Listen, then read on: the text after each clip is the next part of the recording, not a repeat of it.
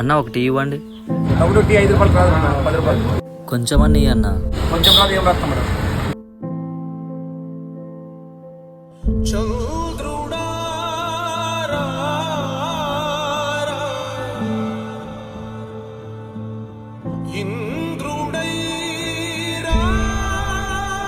జనగణ మంగళ నాయకుడా, ఘనమగు చరితల నాయకుడా, పలుతరములు మము పరిపాలించర స్వామికుడా, నవయుగ మేధో సైనికుడా, సమయము తెలి పెద్ద కొడుకు నీవై తోడున్నావు చాలు, జరుగుతుంది మాకు మేలు మేలు.